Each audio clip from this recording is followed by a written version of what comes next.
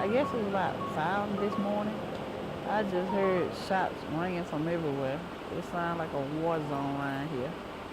And I'm looking, and I didn't even know which way to go because I didn't know which way the bullet was coming from. Neighbors replay the scene out of East Macon at the Davis Homes housing community on Leaf Street, where a double shooting in the early morning hours has claimed the life of 18-year-old Chandrika Adams of Macon. The shooting also leaves a 16-year-old male victim recovering from a gunshot wound to the leg. It's just ridiculous. 18 years old, don't even know what life is about. It's sad. It's just sad. Sheriff's investigators say the two teens were sitting outside in front of an apartment in this Jeep when it all unfolded. A street scattered with bullet casings. Neighbors say this has become all too familiar. Well, gunshots have gotten kind of regular around here. But other than that, it used to be a quiet neighborhood. Investigators worked the scene for hours, and as the sun rose over East Macon, from just 1 block away, there came a sound of hope for a better tomorrow. Wilbur Johnson says he lost a student of his own just over 2 weeks ago in Macon to gun violence. He says he plays his trumpet to share a reminder. Maybe to remind us that there's something else. You know, there is a God, and we need him.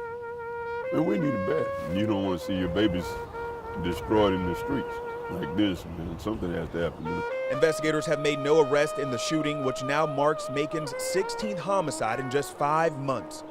Neighbors say there's no fear, just faith. And I still feel safe because God is my protecting shield. We've survived everything else, and we will survive this too. But we got to reevaluate our approach. In East Macon, Tavares Jones, WGXA News.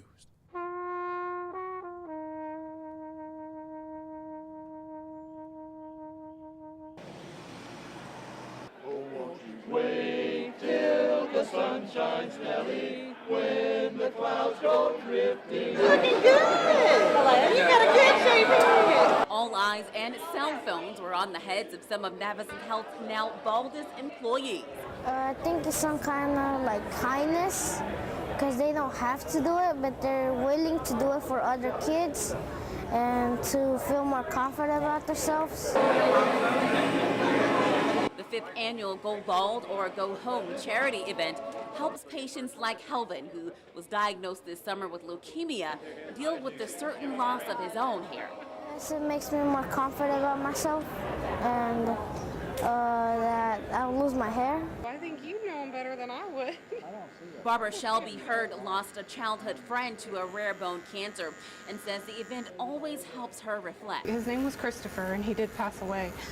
I'm sorry. And just being able to do something like this is awesome.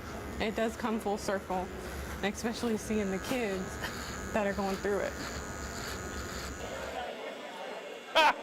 Oh my gosh, I can't imagine.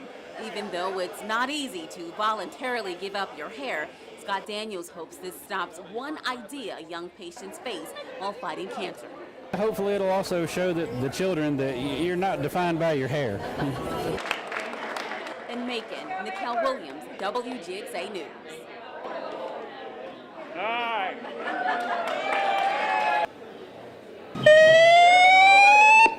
May I have your attention, please?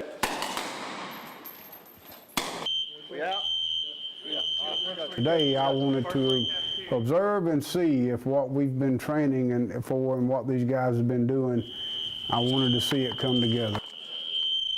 Hey, just wait right there. We got help coming, okay? Something Mike Tyson used to say back in the 90s, and that is everybody has a plan until they get punched in the face. And we have a plan, and everybody knows our plan, and we've gone over our plan. But in a real life scenario, more likely than not, you're going to fall back on your highest level of training and your instincts. We never want this type of situation to happen, but of course we have to be practical and we have to ensure that we're taking the necessary procedures and steps to make sure that we minimize any injuries and fatalities. That's why we got to train to get better, to increase our level of training so we're ready, you know, in a worst case scenario.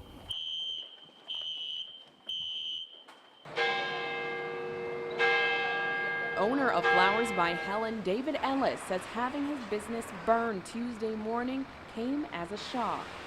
Almost in disbelief to some degree. We experienced something similar to this about 6 years ago when the Grits Cafe caught on fire, and just never really expected it to hit home. I was way down the end of this street here. I seen these fire trucks, wondering what's going on. Kevin Arbogast has been in the community for 18 years and says he was just a block away when he heard the sirens. Come up here, it's pretty bad, you know. This building up here went in flames. Neighboring business owner Curtis Jenkins of Hammond Jenkins Attorney at Law had soot on their walls from the fire.